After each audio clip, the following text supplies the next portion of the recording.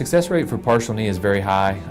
It's in the high 90s, maybe 97, 98% based on a lot of data from the early studies from these. Now the very early studies had a larger failure rate, but the techniques and the implants now are much better, so the more recent implants have a much longer lifespan. There are still risks of infection and blood clots and loosening, things that can happen with a total knee replacement also. But the percentages are lower, and I usually tell people less than 1% chance of infection or major complication with a partial knee in that early period. And then we know from early studies from the designers of this implant in England that they have about a 90% survivorship up to 20 years.